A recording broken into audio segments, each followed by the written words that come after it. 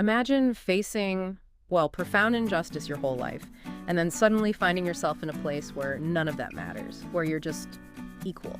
A powerful thought. It really is. And today, we're diving into exactly that kind of experience for Dr.B.R. Ambedkar during his time at Columbia University in the U.S. We're looking at excerpts from a life-changing moment in America, Dr.B.R. Ambedkar at Columbia University. Right. And our mission here is to kind of unpack how those years really shaped his incredible life and his later work. Well, the source immediately highlights just how radical a shift it was for him, arriving in New York in 1913. Yeah, coming from India, where he faced systemic untouchability. Constant discrimination, that rigid caste hierarchy, a total denial of basic human dignity. And then, bam, Columbia University. A completely different universe, you could say. Exactly. The source really stresses this contrast. Okay, so let's explore that. You go from a society where, your very presence could be seen as polluting to a place like Columbia where, as the source says, nobody cared about his caste. His background just wasn't a factor. He could eat with anyone, study with anyone, live alongside students from all sorts of backgrounds. Without that constant fear of ostracization he'd known forever. Yeah.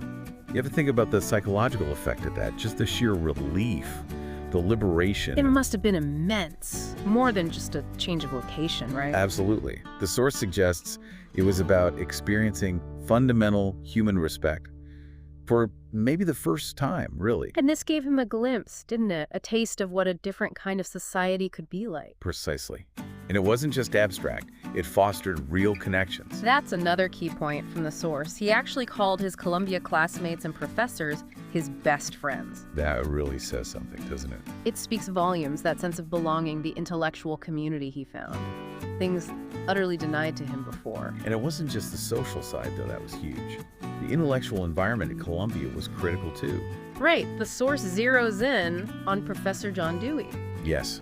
Dewey's philosophy, particularly his ideas on liberty, justice, democracy. How they're essential for society to function properly. Exactly. And those ideas apparently really struck a chord with Ambedkar, given his own background and what he hoped to achieve.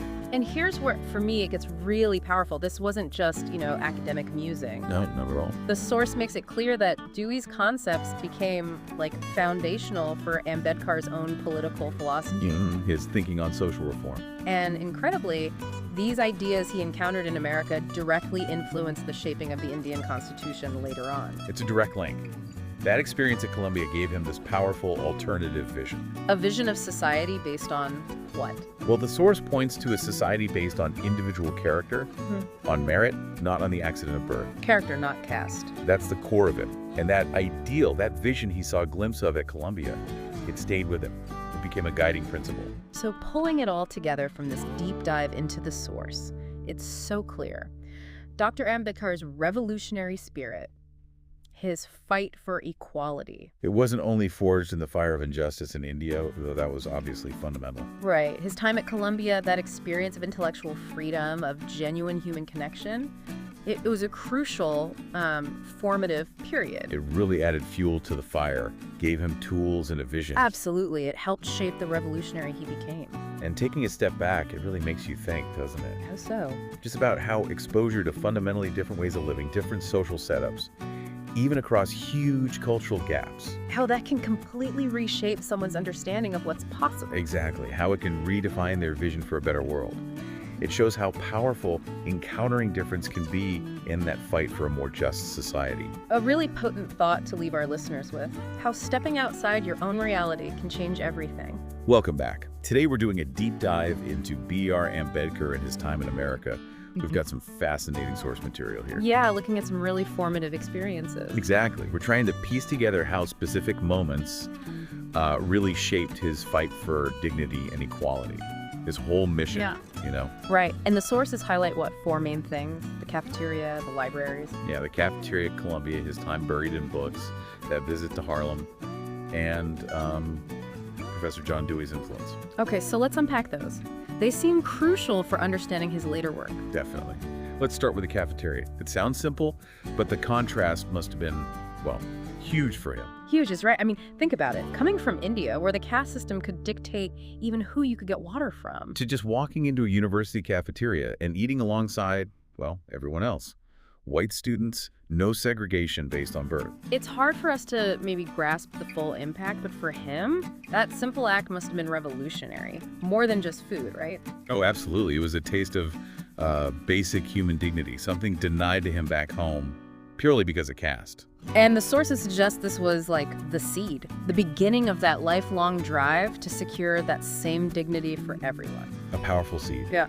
And that seems to connect directly to his incredible focus on learning, right? The library's stories are something else. Oh yeah, his time at Columbia's Low Memorial Library, the descriptions are intense. Like he was basically living there, first one in, last one out. Totally dedicated. The sources even mention staff finding him sleeping on benches sometimes, just to stay close to the books. Wow, that speaks volumes about his hunger for knowledge. It really does. It wasn't just about passing exams, it was about arming himself, finding the intellectual tools he needed to fight injustice.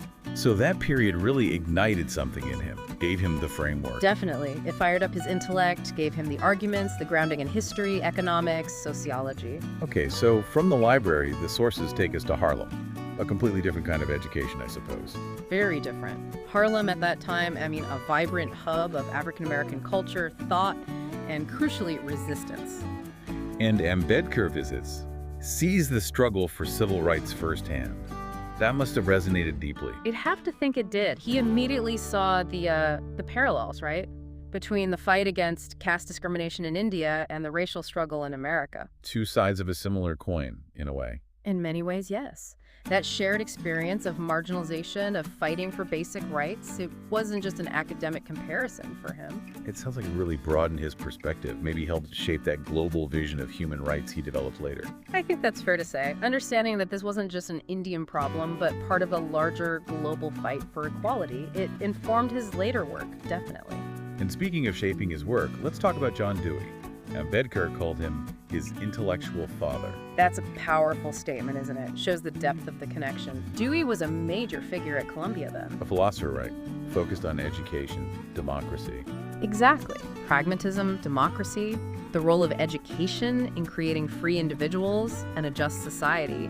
These ideas clearly struck a chord with Ambedkar. And you can see the influence. Oh, absolutely.